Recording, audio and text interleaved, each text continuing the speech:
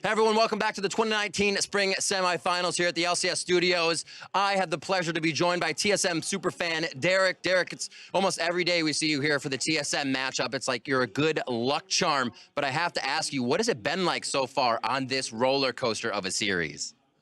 Well, Riv, I can definitely say those first two games were definitely humongous headaches, to say the least. Very stressful, but that last game, we had really good early game, sketchy to mid to late game, but Bjergsen doing what Bjergsen does best, play assassin/hard carries, and basically carried his team to victory, made sure that Jinx didn't become a problem. That was their biggest threat, and he basically carried every team fight, got the flank off, and did what we needed to do to carry out that last game. Keeping the series going, what is your confidence level in that 3-0 sweep, the comeback for TSM right now? Way better than it was when we first started. I'm very confident that if we stick to a little bit more cleaner of a plan that we did in game 3, I'm very confident we can play Silver Scrapes going into game 5, and we'll pull the reverse sweep, and we'll see everyone in St. Louis. Awesome, Derek. Great to see you back at the studio. We'll keep the defibrillators ready for these following games and the TSM fans. Right now, we're going to throw it to the casters to keep the games going. Thank you very much, Riv. You've all made it back, and just in time for game number 4 of Cloud9 versus TSM. And if game number 3 is any indication, this series is only going to get more intense as we go. Yeah, Silver Scrapes is definitely the hope of all the TSM fans here. And a lot of the fans are enjoying exciting League of Legends. This best of 5, both Cloud9 and TSM, incredibly strong teams in our playoffs right now. And they're meeting so early on. Everybody's expecting fireworks. I mean, it was just such an exciting back and forth game 3. I don't care who wins. I just want to watch 2 more like that. Yeah, give me some more good League of Legends. Give me a good reason to lose my voice at the end of this series. Let's have a party with this one. Cloud9 and TSM getting into Champion Select now for the 4th time today. Lissandra and Silas, the first couple of bands here to kick things off. All right, no change-ups here. Everybody knows Cloud9 has multiple Silas players on the team. That's why this has been a consistent ban throughout the series. Akaali, though, going to be a change-up there, as certainly had been a huge problem from Bjergsen last game. Also, when you think back to the first game, it was Broken Blade playing that 3-0 on the pick in what was an eventual loss. But this does mean there is one change at least. And I like seeing the respect paid. I mean, Bjergsen on those collapses, on those flanks, finding his way onto that high-value target in Nisqy was the story of TSM winning that game. Cloud9 will ban out Irelia as their 3rd ban here. 1 more to come in for TSM as they continue to pay the Taric tax. Ever since game number 1, they don't want to go up against that strategy again, but TSM will remove the ability of Cloud9 to play these hyper carry sneaky comps as well by getting rid of the TK. And Tom Kench has been so good at picking off these side lane pushes. Really does put a big stop to their team comp that they want to run. So I definitely respect the ban there. Jarvan risen to first pick status here for Cloud9. Interesting, though. I mean, the desk certainly not liking the pick, talking about the lack of success there. Crumbs referencing I believe it was 1-8 record, for it in playoffs. Certainly not having a lot of success. We'll see if Svenskeren can turn things around on that pick here, though, in game number 4, as Galio likely will be heading to support. And you talked about Flowers, maybe denying the ability for that hyper carry with Tom Kench off the table, but there's always the option of going for a range support style, things like Lulu Cog. We have seen showcased at times, but it is considered very risky. Well, this time around, TSM will have Akaadian back on that champion the desk was talking about earlier that they wanted to see him on. This is what TSM was able to find some success with previously, and this is what Akaadian will be piloting this game in the Rek'Sai. Rek'Sai always has the possibility of completely taking over an early game. If you don't, though, then there is the drawback of being a squishy melee champion later in the game for team fights. So you need to make the early game count. Now, this is something that Mark was kind of talking about, that Cloud9 last game. They drafted the Jarvan, who's supposed to be this early game difference maker, and then didn't really give him a lot of places to attack, a lot of places to actually gank and have that power. And now Cloud9 drafting certainly for power in that bottom lane. Lucian Braum, one of the strongest bot lane duos there for Nisqy and Zeyzal, and they will likely be going up against Galio and Ezreal, which should give them lane priority on the bot side. priority around the dragon, and even for potential invades with their jungler. And why they will be able to have that early control. Remember, Zven's performance on Ezreal last game was nothing to sleep at. The guy had multiple sources of healing. There was no way to engage on him. No deaths throughout the entire game. Very scary. And TSM are looking for their bottom lane to provide damage later in the game, to provide this large crowd control to the team fight later in the game. Their early focus will continue to be these solo laners. Akaadian gonna help out Broken Blade and Bjergsen. So the second round of this draft phase with these double bans is gonna be incredibly important. TSM now on red side have the guaranteed counter pick for one of those two solo lanes. What are Cloud9 going to target? I like the ban coming out here from TSM onto the Morgana as well. When you look at something like Galio, when he has to channel the taunt, you can very much see it coming. Hey, bro, I'm going to taunt you. You better back away. Here comes the taunt. Better watch out. The taunt's coming. Very easy to black shield that and walk away from it. We've also seen Nisqy already play it this series, so taking that one out makes a lot of sense. And Cloud9 says no Kale either. And it also opens up for something more like a potential last pick LeBlanc. We did see last time around on the red side, TSM did give their final counter pick over to Broken Blade. They did blind pick that Akaadian, and it was kind of somewhat answered by the Zillion. So LeBlanc also going to be banned out by TSM, so never mind. But Not happening this time. it is very interesting to see the adaptation that Zven made with his build. You know, you talked about double tier being removed, and Seraph's kind of gave a lot of extra survivability with that big shield. He kind of replaced that with a Bloodthirster shield with 3 sources of lifesteal. That was a tremendous amount of survivability that he was able to utilize very, very well in the last game here too. Final ban of this champion select will be the Jace. Not going to allow Broken Blade to have that control over top side. And although the end of the game story last time for TSM was about Bjergsen and it was about Zven, the early game was all about Broken Blade. With Akaadian's help, taking control over the top side of the map, moving into the enemy jungle, making those plays happen. This time around, he'll have to do something else. And it looks like TSM wants to give him that last pick. Yeah, the LeBlanc ban there trying to protect themselves so that they can pick up this Zoe. There are other options you can try and run into Zoe, like Syndra, where you can try and land your stun whenever she goes forward with the ult, but they are more risky. They certainly are, and this is kind of TSM almost taking a page out of the early season Cloud9 book, where they had been running so effectively with these Zoe Ezreal compositions to set up around objectives, to poke off teams, and take those neutral objectives. Yeah, the poke between a Zoe and an Ezreal is extreme, and especially when you have a champion like a Galio that is super good at counter-engaging. Sit on top of those carries. If somebody comes in, you taunt them. If you're too far away, heroic entrance, boom, you're in the fight. The TSM composition is all about that poke right now, but Cloud9 has some warriors on this team. When you look at the Lucian, when you look at the Ryze, the damage potential of these champions, as long as they can close that gap, is there. Oh, they're doing it! The assassin into Zoe, looking for the assassin play here. Nisqy throws down the gauntlet. Oh my God. I was ignoring this. I thought this was going to be another bait and switch, and everybody would get excited for nothing. But anybody that was spamming Zed or Bed, you better get up out of the sheets because it's Zed time. Oh my God, so exciting to see the Zed, and this means it's the blind pick Ryze for Licorice in the top lane here, and will be answered by the Cho'Gath. This is, I mean, they don't have a lot of tank killers, but oh my God, it just feels like it's all about the mid lane. Look at this, putting so much faith in Nisqy, going against Bjergsen, TSM star player here, putting him on the Zed, the assassin into Zoe matchup here, looking for those kills. TSM have been flirting with the Zed pick every champion select, hovering it here, So high. but Cloud9 take it up. TSM going up against the Zed here. Cloud9 putting faith in this one to win the game that could send them to St. Louis if they find the victory. If they don't, TSM will take us to Silver Scrapes. They will take us to the final game. But man, am I excited to see this Zed. This is historically one of the coolest and most fun and most banned if you're an AD carry player champions in League of Legends to watch. And I am so excited it got locked in. And it's also quite good against Zoe, especially if you have early jungle support here, taking away some of Zoe's summoner spells. She doesn't have built-in mobility for herself to help get away. It's just the early speed boost from, Spell Thief's activations. Other than that, Zed has the threat of going for those all-ins to look for the kills, also starting to roam around the map. Let's see if they can make it pay off. Oh, baby, the crowd is ready. We're all excited and ready to go here as we go into game 4.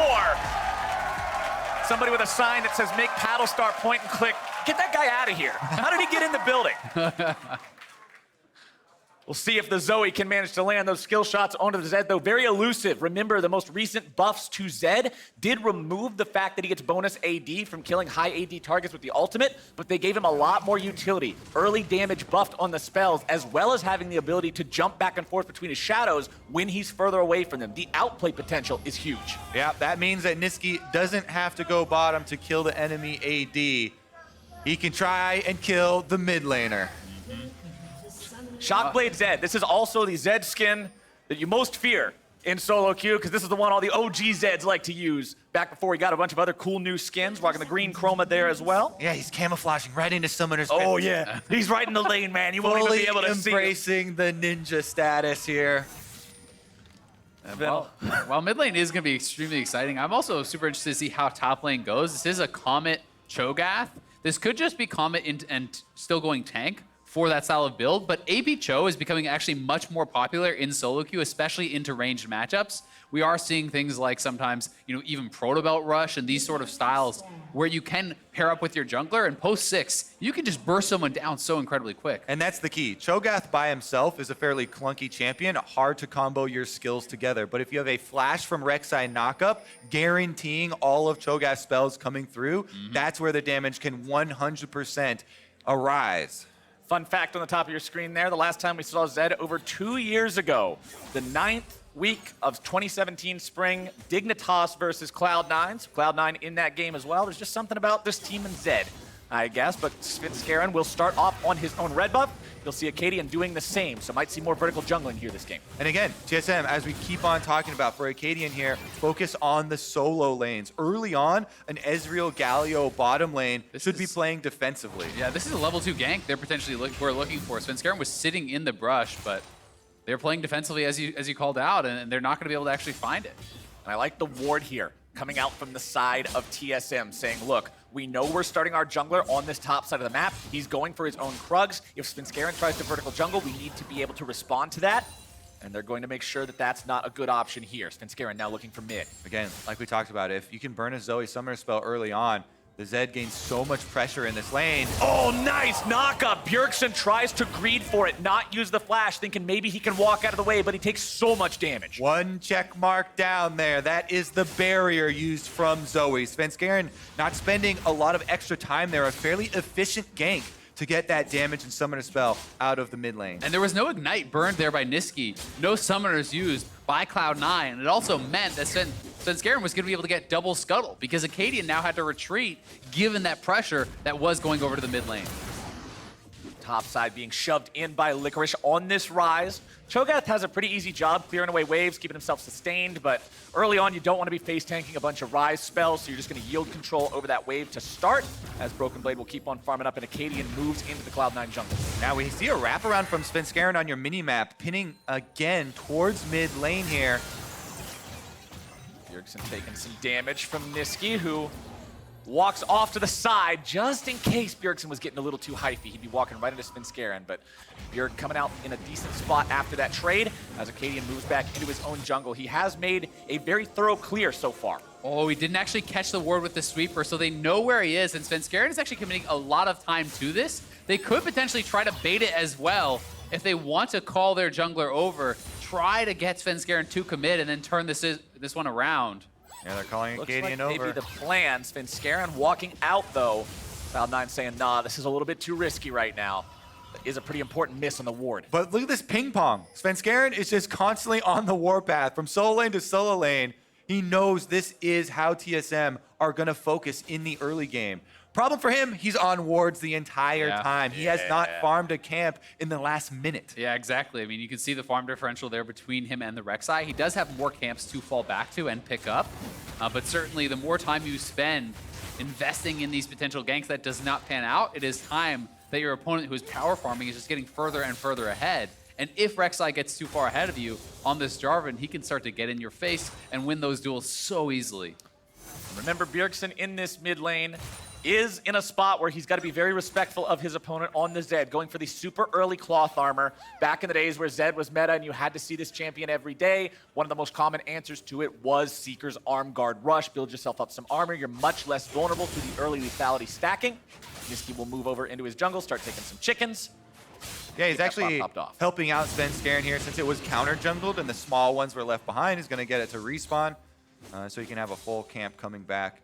Plus add a few more CS to his pocket as he had pushed up the lane and Bjergsen was kind of holding it. Svenskeren did manage to clear through the top part of his jungle. He'll now move towards that top river, recognizing the Scuttle Crab's going to be spawning there. He did get both of the first of those, wants to try to secure yet another one here.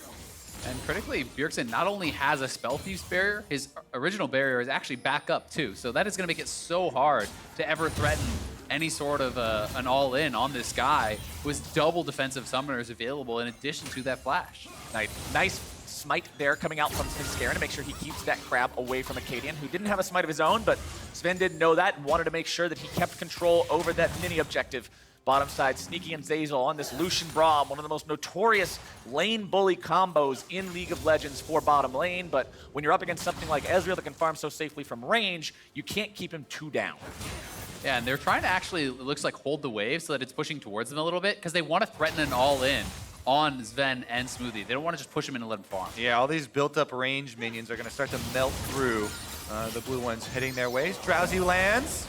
Flash out from Nisqy. Seeing that Akaadian was on the way, he didn't want to get himself exploded, but that is a good move there from Bjergsen, being able to force out that enemy summoner spell. All right, teleport starting to come through as well. Both top laners getting back the lane. Bottom lane might be a similar situation. Both marksmen holding onto their teleports. As the wave gets a little bit further and further away from the TSM side, they have Akaadian moving into that side of the jungle to try and help with Zven and Smoothie. They're in a fairly dangerous spot here. Zven and Smoothie just trying to keep the farm topped off. They want to shove this in, reset things, get back, shop. You are an Ezreal. Getting the tier online ASAP is always a goal. And both these marksmen do have TP, so they will be able to get a nice reset off.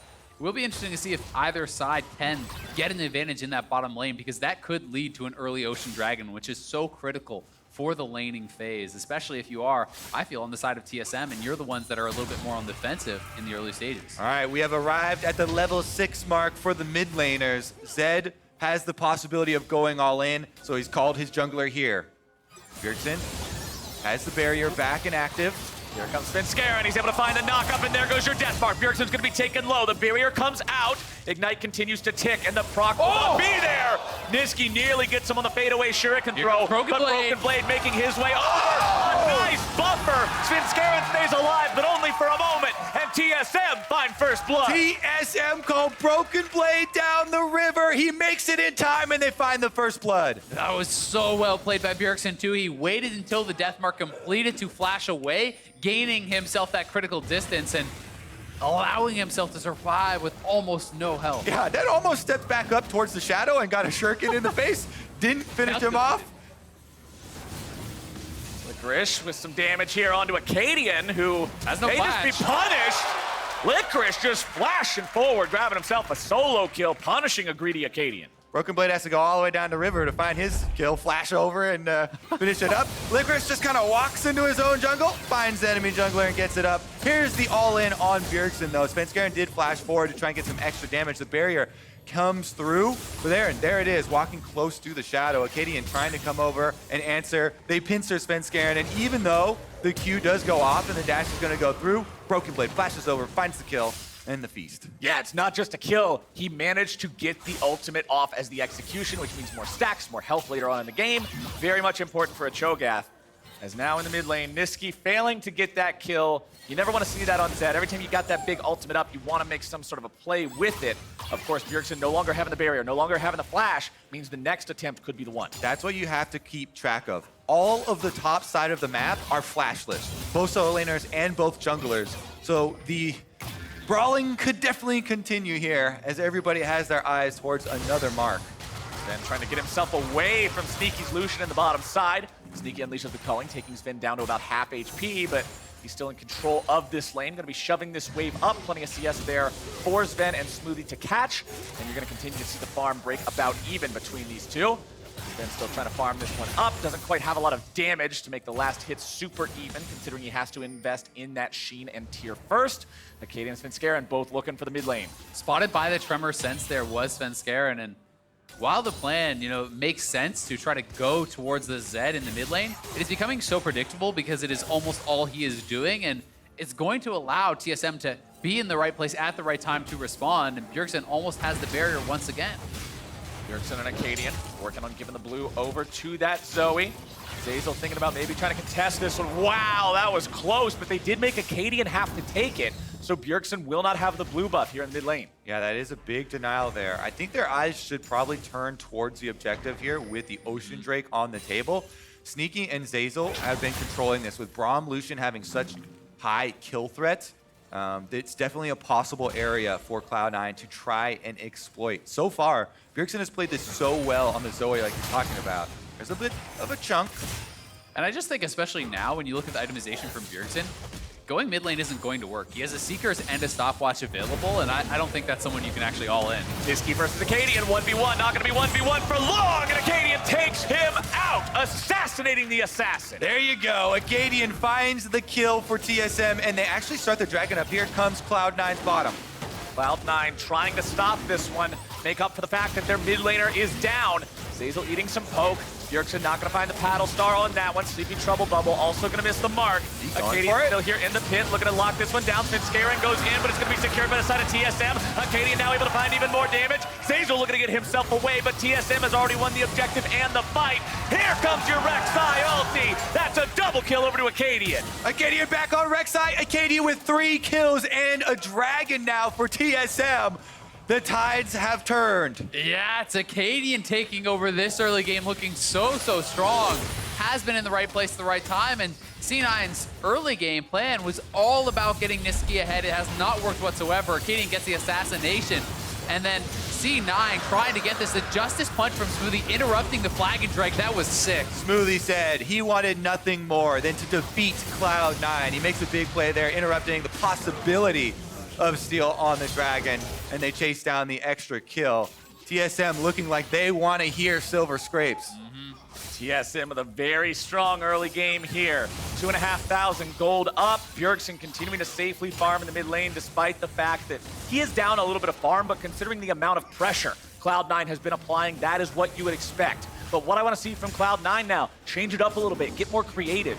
Obviously, the mid lane camp plan isn't working, so try to cash in somewhere else. Yeah, and I mean, I think the problem for Cloud9 is going to be who is supposed to be your target? It's Zed, right? When you're going later into the game. Okay, Ezreal, that's incredibly difficult. He's already built up the Iceborne. It's going to be a Zhonya's here on Bjergsen. Broken Blade is not really going to be assailable. There starts to become very few targets, and they've kind of committed so much to this early game strategy. They don't really have the fallback, I think, of just waiting for team fights later on. Yeah, I think maybe one of the best would be Akaadian from the jungle, but even it's dangerous to go after Rek'Sai. You get knocked up. The ultimate can buy a lot of time too. Licorice, though, is their next target. Teleport's coming through. Akaadian already has positioning on the Tribush, and he can tunnel over that wall. If Akaadian gets this knockup, remember, that's what we were talking about earlier. It easily facilitates Cho'Gath landing everything. Akaadian manages to flash for the knockup. The Realm Warp will not find the mark. And Broken Blade is hungry, but lunch is denied because Akaadian's on a rampage. You can't flash those. Akaadian finds another mark, and they get the kill. Now bottom side, the 2v2 starting up. Sneaky and Zeyzal trying to make moves here yet again. The calling going to win them the trade, but considering they're not getting any kills and they're still dropping bodies on the top half, it's TSM that continue to come out on top. Yeah, and not only that, are they going to get the Rift Herald here to add insult to injury. Svenskeren playing down around this bottom side, but has not been able to get much, and they may be able to take some turret plates here, but Nisqy just getting devastated by that sleep. And as we have seen so much in this series, individual performance can make the difference in terms of who's coming out on top. Rift Herald secured by TSM. They'll pop that one in the top side. Unfortunately, the charge will be sounded just 5 seconds after plating falls, so they miss out on 320 gold with that one, but they will take down this turret. Yep, first turret bonus going to be added in the pockets of TSM here, opening up the map as well. They will sacrifice bottom side. Svenskeren goes in, tries to initiate something here. Smoothie getting himself away for now, tries to use the heroic entrance as an exit, instead going to be burned down, and Sneaky's piercing light will find his heart. C9 overload on their strong side of the map. They force the kill there, they're able to pick it up, and they should be able to answer turrets. Yeah, I think that was an important one for them. They needed to get something with that much of a commitment to the bottom side. Svenskeren had been spending so much time, and they are going to be able to get that turret back likely on this wave. But certainly TSM in full control, it feels like, over this game. Cloud9, a little bit more work onto this bottom lane. Tier 1 will take it out. Nisqy just trying to cycle spells, take this one down. Sure enough, he has it. Reduces the gold lead down to 1,500. TSM still feeling comfortable, but Cloud9 not out of this one, not by a long shot. Your Ryze is farming up in the top lane. We know what a late game 6-item Ryze can do, and we know what kind of a player Licorice is to pilot that one if he has the time to scale. And we know that it's not all about compositional advantages. I mean, we saw last game how on paper it should have been Cloud9 in the later stages. It should have been about them in that 5v5, but TSM was able to navigate those team fights in such a way that they could turn it on its head. So we'll see if Cloud9 can pull something similar off here, as they're going to need to work a little bit of magic, I feel like, with this Zed, with the Ryze, when Cho'Gath is going to be such a tough opponent, I feel like, in a side lane to really pick on whatsoever. Lethality item number 1 is completed in the mid lane there for Nisqy. Ghost Blade done. Probably be working on the Dusk Blade here second, or could go for a Black Cleaver if he's more worried about armor stacking. Broken Blade moving up here in the mid lane. Rupture not going to find the mark. Pretty difficult to land that on a target like Zed, but that does mean he can just move up, farm out. Yep, it is going to give them mid lane push as well. C9 do also have Licorice down here, so Dragon is available and attracting quite a lot of attention. Yes, sir. And remember, when you have Cho'Gath on your team, you automatically have a 1,000 damage smite. These fights are not nearly as even as they otherwise would be, and Broken Blade and TSM are deciding to start up the mountain trade. If you use it on the Dragon, you don't have it for the fight. But they won't need it if they're able to find the initiation like that. Svenskeren is already down. Smoothie gonna be in some trouble now. Bursted out to Winter's Bite, making sure of it. Nisqy going in, looking to find the kill into Broken Blade. Sneaky's able to secure that one. And Cloud9 have now pulled ahead in the fight. Sneaky dashing forward, looking to grab the damage onto that enemy mid laner. Bjergsen firing back. And that's a pound as Akaadian moves in even further. Realm Warp will save Cloud9, but TSM will take the fight. Huge fight there for TSM. Looked like it was going to be going Cloud9's way, but Bjergsen, Zven, and Akaadian stand strong there. They're going to take the fight and the Dragon. And second time this game, people trying to flash out of that Rek'Sai ultimate. That is a no-no. It's been on this patch for a while. Definitely a scrappy brawl here around the Dragon. Here's how it started out. Smoothie went in for the flash, and they're able to 100% the kill here before Svenskeren wakes up from the sleepy trouble bubble, but then there's no way out. C9 do answer back. They take down Smoothie. Then there's the ultimate here onto Broken Blade, and they get in before he's able to lay that beast down. But the poke from TSM, Ezreal, and Zoe here, doing so much damage to get the kill on a Sneaky. Akaadian's able to find the Phrase Trigger. He activates the ultimate and chases him through for an extra kill. Yeah, and that was a really good ult from Ryze to get at least the soul lanes out of there, but Bjergsen's so focused in these team fights. Yes, Zeyzal maybe could have given his life, but I think they both die anyway there. And as we continue to see both sides make plays, whether it's flash taunts or big damage coming in from range, tweet us at LOL Esports to let us know what you think are the series-defining moments in these games with hashtag LCS Big Plays, so we can see your opinions and maybe even talk about some of them on air as this series continues to play out. Right now, it's still 2,000 gold separating the squads. 2 Elemental Drakes here for TSM now as well, as Cloud9 will give that blue buff over to Nisqy. It does help with energy regeneration, does give cooldowns, so even though he doesn't have a mana bar, still going to get some bonuses out of that one. Second Serrated Dirt completed means more armor penetration for this Zed, who hasn't really found himself a bunch of kills just yet, only 2 assists under the belt. Still looking to really get that train rolling, but at least he has the farm advantage from all the early investment his team put into him. Farm advantage also going over to Licorice there on the top side with the Ryze versus the Cho'Gath, but TSM maintain the lead here for themselves. Moving towards the top side now, looking to keep control over their own jungle. I mean, those farm advantages from having some of these winning lanes really has been critical to keep Cloud9 close. Sneaky also has an edge on the bot side, did pick up a couple kills there too, and a lot of the heavy lifting may have to be done by Sneaky, who has hit his quick 2 items and is really strong right now. And as we look further into the game, C9 need to keep this map spread out. The Ryze split pushing on bottom side.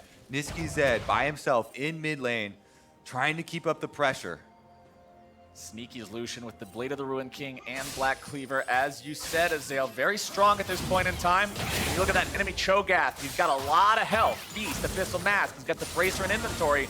The only armor is a Glacial Shroud, which gives 20, barely more than cloth armor.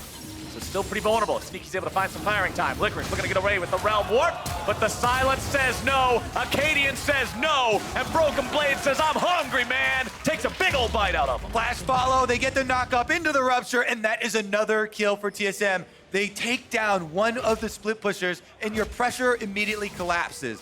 During that time, Cloud9 did get the turret on top side, though, so they did get some gold. But you can see how easy that collapse is to pull off. Licorice, your ultimate is canceled just by the silence there from Cho'Gath. You don't have to hit a knockup. You don't have to do anything fancy whatsoever. You just layer that AoE silence over the Realm Warp. He gets canceled, and despite flashing out, Licorice goes down. Yeah, only hope there is probably flashing the thick part of that wall and hoping that TSM messes up the flash follow. We've seen it happen before, right? Yes. Some of those walls are pretty tricky. You have to have it precisely placed if you want to come out on top. Bjergsen now moving back towards the mid lane here on this Zoe. Luden's Echo completed, going straight for the Zhonya's Hourglass second. Really like this choice. It's going to make you pretty much immune to the Zed being able to kill you, and means you can play much more aggressively. And C9 know that they have to make a vision play here. Look at the investment in control wards. Moving up as a team, trying to take control around this Baron area. They need to get some of the pickoffs going because TSM are increasing their lead. And I want to point out, if you look at Nisqy's itemization, normally you see the Zed go for like a Duskblade second. It helps him rotate around, not step on top of wards, also gives you the extra burst. But the items in inventory tell me Edge of Night. He wants to have the spell shield, so when he goes in, he might not get Sleepy Trouble bubbled immediately, and it gives him more power, more playmaking opportunity. As bottom side, the playmaking is once again attempted by TSM, but Licorice can disengage. Yep, Licorice procs his phase rush there on Ryze and able to run out. TSM still take the turret. And when we pointed out all those early advantages that Svenskeren had in the earlier games of this series, we now have to point out the massive one that has been built up for Akaadian. You know, he's well over 2,000 gold ahead, 2,300 gold ahead of his opponent. He has the most gold in the game. Yeah. This guy is at a point where you can 1v1 the Zed. You can 1v1 perhaps even the Lucian. Like, you're so strong right now. And certainly, you got to be so scared of the Rek'Sai at this point in the game. Rek'Sai has been outstanding for Akaadian throughout these playoffs. And LCS keeps bringing it up as well, and he's delivering once again. Pause has been called by Svenskeren. As we're updated as to what's going on, we'll make sure we keep all you guys informed. But for now, it is going to be a momentary lapse in the action. And as you guys are talking about Akaadian, I mean, this is what the desk said they wanted to see him on. This is what they were questioning in those first couple of games, saying, why are we not seeing him on this champion that he has had such good performances on in the past? And now that he's playing it, I can see why they're talking about it. Yeah, I mean, it's such a strong early jungler, and especially this game when J4 committed so much time to all these ganks that never paid off, right? Really, all they ever got was summoners from Bjergsen. They were never able to get that advantage in the mid lane, never able to get that into kills. It just meant that Akaadian, who was farming, created these big edges for himself when those two junglers eventually did meet. What a change in this best of 5 with Cloud9 in the first 2 games looking dominating, but TSM coming back so strong, breathing new life into it, and now poised to push it to a game 5. Really looking like we're going to go to the stretch here. But I don't want to discount Cloud9 either. As we already said, the first 2 games, very swift, very, very certain in who was the winner and who was just the one falling behind. Game number 3 was a war. Back and forth, it swung multiple times as the teams took turns controlling that game. It's ultimately TSM that won, but Cloud9 is not a team that you can just count them out. Both of these teams have histories of being able to come from behind. We already saw the stats, this split of TSM winning when they had a deficit of 15. And let's not forget, Cloud9 is the organization that last year at one point was the 10th place team and went on to not only qualify for playoffs, went on to qualify for Worlds, and got the best placement North America has ever seen at the Worlds level of competition. I think I may know Broken Blade's response to that. Didn't ask. Well, he's going to have to ask how they win this game because they want to take it to that game number 5. Broken Blade himself, very relevant right now, has the Abyssal Mask, has the Righteous Glory, the Cho'Gath. It's not that AP build that you mentioned as a possibility earlier, but I like the fact that he's going meatball status. He's saying, hey, I got 2 big artillery cannons behind me. I got the Ezreal. I got the Zoe. They're going to do enough boom, boom, pow for everybody. I can just sit here and take all those shots from the enemy team. Yeah, and with the Righteous Glory speed up and slow, it actually makes it very easy to land those skill shots when you do land the slow on your Ryze. And just to give you guys a little bit of an update about the audio issue that is going on, that is being fixed up right now. The players have been given permission to chat during this pause, I do believe, and it is going to be about 2 minutes until that is fixed, and then we will be right back into game. What an exciting one. Will they continue to focus on this side laner? You keep mentioning the Righteous Glory here and the ease of activation, just making it the tower dive even looking so effortless there for the TSM duo of Akaadian and Broken Blade, finding that kill onto Licorice again. Yeah, and we're going to have to see if C9 can really find a way, to get back into this game. And to talk about, what I believe is probably their best chance. It is, as you were talking about, Kobe, playing around Vision. And, they have so many wards and so many pink wards around that Baron. If they can get a pick, if you can shut down Akaadian, if you can turn that into a Baron, then all of a sudden they can unlock themselves into this kind of side lane style of play, where you have Licorice on one side of the map, Nisqy on the other. You have a relatively strong 3-man squad, and that feels like their best chance in, but they're such tough targets for the Zed. Yeah, the map definitely looking very blue right now with all of those control wards being put down. Currently, we're in a situation where 15 seconds after the pause is resumed, the Drake is going to arrive on Summoner's Rift as well. And that's another tool with 2 neutral objectives to pull you across for them to try and exploit.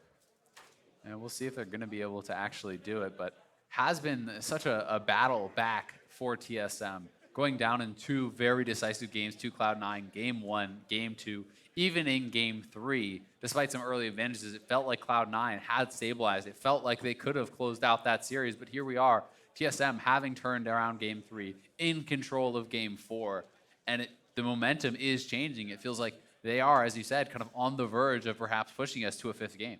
Both of these teams fighting so much over the split. TSM with a slower start, but much bigger resurgence towards the end of the split. And we remember the last game that these two had, it was TSM with a huge lead the majority of the game. But again, Cloud9 coming back with a big play. And as we wait for the issue to be resolved on stage, the analyst desk is going to give us their thoughts on the state of the series. You got that right, Captain Flowers. Midway through this 4th game of the series, things are looking good for TSM again from this point on, and it's Akaadian, actually, who seems to have stepped up to help them secure that lead. Oh, why is that, Crumbs? What happened to Well, him? he's got the same champion he did really well on against Echo Fox in the same matchup, so he's out there killing it. However, I am a little concerned, though, because you're going to have to deviate some of that gold.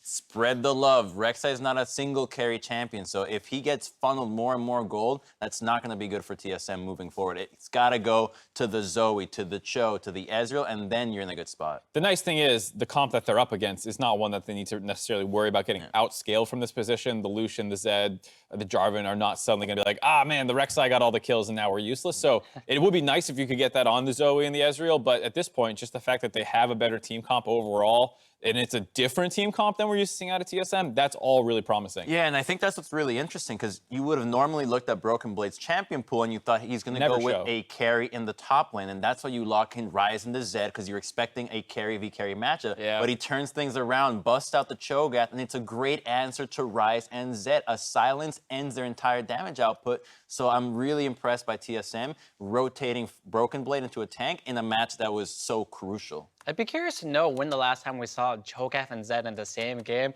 I have an experience of that playing versus Bjergsen and Cho'Gath, actually, where I was Zed. Although it was a full AP Cho'Gath, I did not have a very fun game, and it doesn't seem like Nisqy's having that fun of a game on Zed either. I like the fact that he picked it, but I don't think this is the right situation for it. You have 3 tanks, or a tank top, a tank support, and a Rek'Sai that you can't really kill. And you have an Ezreal that builds Iceborne and a Zoe. Who's he going to ulti? I mean, that's why I think it was interesting by C9 to kind of call out Broken Blade, it felt like, where you're like, okay, if it's just a Galio and a Rek'Sai as your front line and you take Kennen top or something else, like suddenly there's a couple more targets, but the Cho'Gath being an extra front line and bringing how much extra CC a Cho'Gath has, that's why it was such a big surprise, because like we've never seen this out of Broken Blade other than the one Scion game, and it's a perfect situation to do it. And as would be expected of a composition that has Zed in it, we saw a lot of attention being lent towards that mid lane. Couple summoners blown out of Bjergsen, but not really able to convert those into the early kills that Zed needs to start becoming either a side lane threat or that assassin threat to a backline. And I think Hai brought up a great point. where you have Zed in the mid lane, and probably the best synergy with him is an Elise. You bring easy crowd control and mixed damage, whereas with the Jarvan,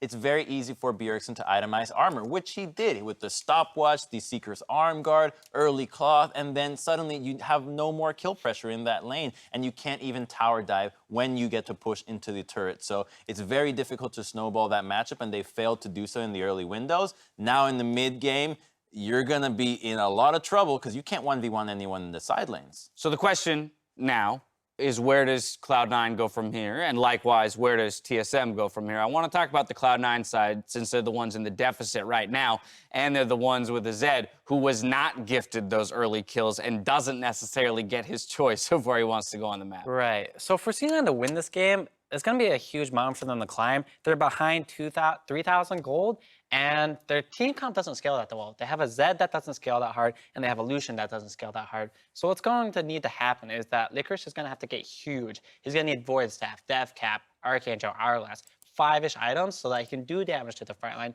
And in that same vein, Nisqy's gonna have to find a way to get to the back line and sacrifice his life to either kill the enemy AD carry or the mid laner or just get them out of the fight. Do you think this is a good time for the high school of shot calling where you just say, forget team fights, we're going like Rambo? 1-3-1. Yeah, Rambo and side lanes where you're shadowing the Ryze with the Zed and stuff like that? Because even if they get, you know, like these items you're talking about and try and find backline, the team fight is so hard. One taunt, one silence, it's over. Right, so is it easier to just say, side lane only? Create chaos. Yeah, right. That'd be easy to do if the enemy team doesn't have a Cho'Gath. The pressure on Baron is insane. They would do Baron so fast with a Fed Rek'Sai and a Cho'Gath. That's 1,700 true damage. There's no way you can effectively split push if you're behind already. Like, they can do some fancy things, I guess, but I don't know. I don't know if they have the mentality of doing like some ninja Zed play. Right, and we've just crested that 20-minute mark in the game, so Baron is definitely a threat or a consideration for both of these teams in their strategic game plans moving forward. For TSM, Crumbs, you already talked a little bit about what they need to do from here, which is diversify where some of that money is, right? Those bonds. Yeah. It's great that Akaadian has the lead, but now he's got to help his teammates get ahead. Who on that team, then, are you looking to get the gold to most in order to secure this victory? So I think he's done a good job in helping out the top laner so that the Cho'Gath can be that front line for the rest of the team. You've seen some of the kills that he actually backs away, doesn't use his bite, doesn't use his ultimate, makes sure that Cho gets the stacks, he gets really strong. But now it's about Zven, the Ezreal. He's going to be a crucial member of this fight because he's your AD carry. He's the one that can move around and deal the damage from a safe distance against champions like the Ezreal, the Lucian, even the Zed. So as long as Zven can get gold in his pocket, he's going to be able to pilot the later fights very well. All right, I've thought about it. So what C9 has to do is when you have a carry, you're the carry, right? You're a mid laner and you're weaker than the enemy carry, you want them to be off in the side lane with you because you don't want a 5v5 where they're stronger than you. Yeah. So what you have to do is pull either the Cho'Gath or the Zoe off to the side lane and just keep them with you. And keep All right, well, some thoughts from our shot calling mastermind. Hi, as the players load back into their seats, we're going back in the game and throwing it over to Captain Flowers, Kobe, and Ezreal for the call. Thank you very much, Dash. Once more under the rift, and now the Baron is started up by Cloud9. The one ward in that pit from TSM is already disabled by a control ward. Zeyzal will sweep out the backside of the pit. A blue ward placed down slightly outside will reveal that Cloud9 is up to something. Svenskeren's down to about 1/3 HP. This could be very dire if it goes badly for them. Nisqy's gonna be in some trouble, taken very low, taken down. Bjergsen grabs that kill, and TSM will now look to make even more happen. Baron is still going to be aggro. This is a leash. TSM has now taken over the pit. They've taken over the Drake.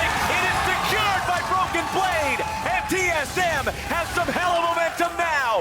3 dead on Cloud9. Wow, what a banger! We come out of the pause and the Baron is down. Now TSM are marching at the gates. That is one way to come back into the game after a pause. Hey, I mean, you've got to respect it. They know they're very far behind. That is a play that could get you back into the game, but TSM snip it out. They kill off Nisqy on the side. He wasn't really able to get anything at all done with his engage. TSM take the Baron, they take the Infernal, and you've got to feel like now, if it wasn't before, the game is fully in their hands. And this is Zven base checking a Zed, but that combo was honestly failed pretty hard. I'm not even sure that the Shurikens really hit. And then he kind of taunted back in, he flashed away and then shadowed back. Like, he wasn't able to really get too much done onto Zven. Broken Blade just goes straight over the wall. They smite and then feast this down, and they took the Baron. Cho'Gath there is your trump card for the Baron. Able to get the feast off. Svenskeren tries to go back in. Pretty good timing on it to try and save that and grab the Baron. Isn't able to get it though. TSM now have Baron. And I mentioned this earlier when we were talking about the Drakes. Cho'Gath adds this extra element of objective control that you cannot discredit or disrespect. Cloud9, they go for the ballsy play. They try to get themselves back into the game and sneak that one away, but TSM responding in time means they now command a 6,000 gold lead. They have everybody ready to go with Baron, and we'll see what they can do with it to pressure this map. And at that point, it becomes so difficult for C9 because you want to be in a side lane, as Hai was talking about. If you're opposing solo laner stronger than you, you want to be drawing them to you. But TSM, when you have Baron, the wave clear is so difficult. So now you just force them to come to you. You group up, you push down. Zed is not the kind of champion that can wave clear this out. Neither is Lucian. You're forced to fight or just cede all of your objectives. Yeah, and for C9 right now, they have Licorice split pushing on bottom side. They're trying to get something going for themselves. But TSM with the Baron buff can't be stopped on this top side, and they're marching on the inhibitor. The momentum continues. Top lane, TSM wants to push this one up, continue finding damage, continue using this buff, trap Cloud9 and the rest of their base for the entirety of this game with the pressure the Baron gives you.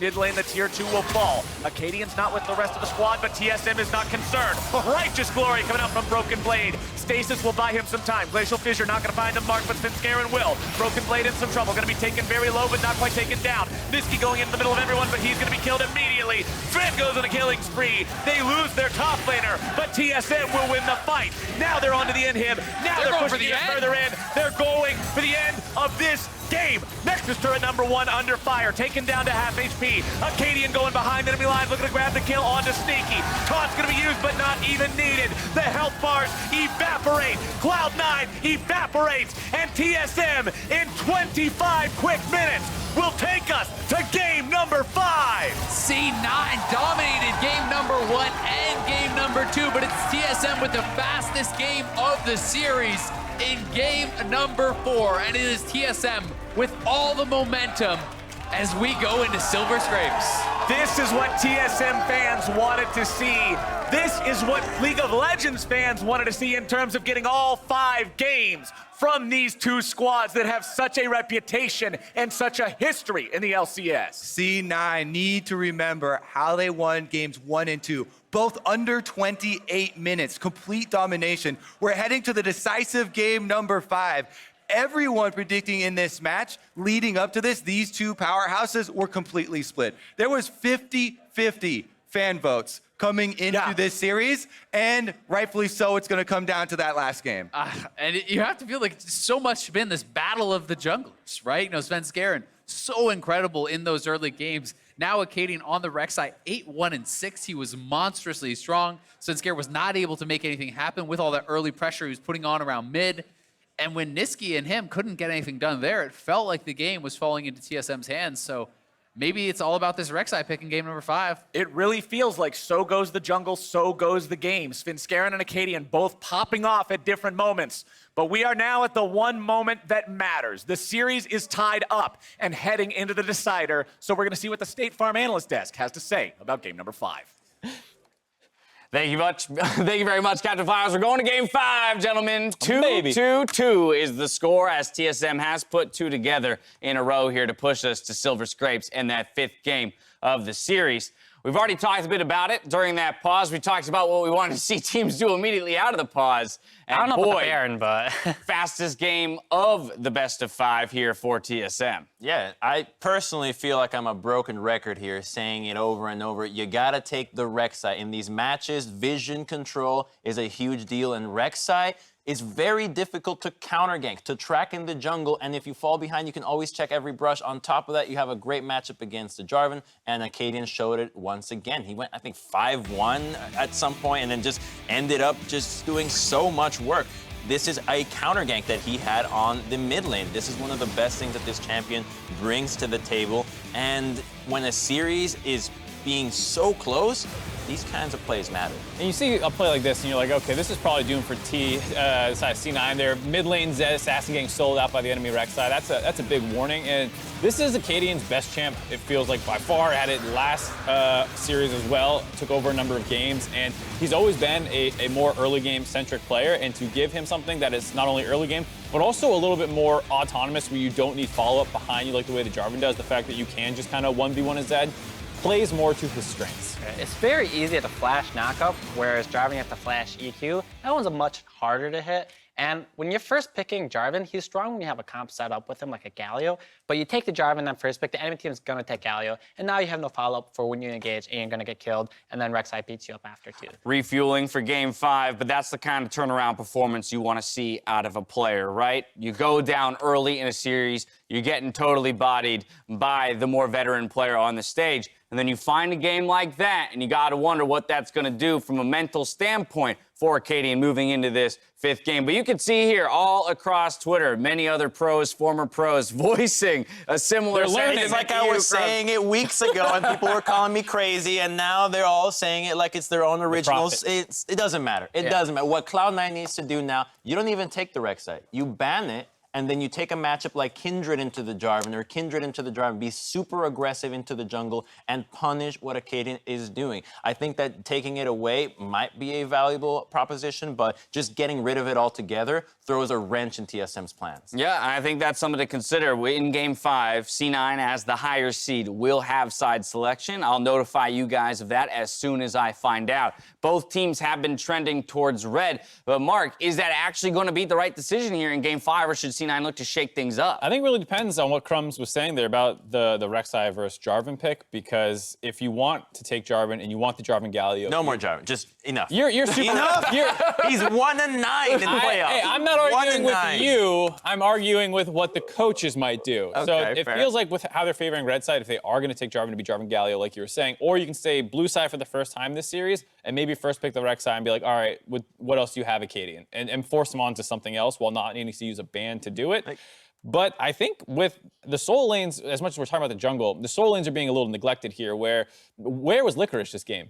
Yeah? It's a complete non-factor when he's supposed to be one of the biggest mismatches in the series. Well, it's a pretty hard matchup, right? Ryze into Cho'Gath. I don't think Ryze can really do anything. And then Jarvan put all of his attention on that Zed lane because Zed needs that because he gets beat up by Zoe. And then why are you doing that? The Ryze needs a carry for you. Exactly, but I'm saying it's a draft thing. So Right. give your best player, go red side, and give Licorice the chance to counterpick, so you're not playing Ryze into Cho. So you are giving him the chance to pick what he wants, because when Bjergsen gets counterpick, you feel him having this huge influence over the series, and I feel like you need to give Licorice a similar opportunity. Right, I think we go right back to that segment we had at the top of the day where we're pinning your faces on the board, right? And you're talking about what are the win conditions for Cloud9. Licorice and Svenskeren are supposed to have an advantage over their counterparts. Yeah, I'm going to not favor so much in the top side. I think that the difference between these two has been kind of negligible, whereas you see the wins and losses, Svenskeren and Akaadian, when one succeeds, the other one feeds. Just go hard in the jungle, prioritize that. It's spilling over to every single lane. Akaadian is essentially the rookie in playoffs here as well, so you might as well put even more pressure on this. Many teams around the world, when you're up against a rookie in playoffs, craft entire strategies built to take them out of their comfort zone. Why not do that here? We've seen in previous series that it works. Just focus the rookie. Here you go. C9 has elected to go to blue side. So we are finally getting one of our teams to kind of shirk the trend and maybe bring some learnings forward from what's been going on. No roster swap either? No roster swaps, to my knowledge. Wow. The other thing to talk about with this is, with the 2 wins TSM picked up, Ezreal for Zven. And he has looked so good, getting solo kills in lanes, sniping people out time and time again, forcing them low so they have insane objective control when they had the poke with the Jace as well. As much as it's another part of the comps that we haven't been talking about, where Zven has absolutely started taking over the bot side of the map with his Ezreal play. Right, and I really like Crumbs' point about trying to pin more on Akaadian, because TSM is 2-0 in the last 2 games, right? So momentum is all on them right now, and the best way to put a curveball into that is to put the person that's keeping that pace off his game. So make him blow on a champion he's not comfortable with or a matchup he's not comfortable with, and focus him so that they can't just keep doing what they're doing right now, because that momentum is going to be deadly. Momentum is huge for TSM right now in this series, just as it was coming off their finish of the regular split. We'll see if Cloud9 can hold them off as Cloud9 and TSM are heading into a Game 5. Only one game decides which team earns a spot in St. Louis. Find out who can head to the final after the break.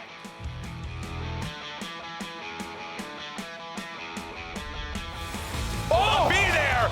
Nisqy nearly gets him on the fadeaway shuriken throw, Broken but Blade. Broken Blade making his way over. Nice buffer! Svenskeren stays alive, but only for a moment. No flash.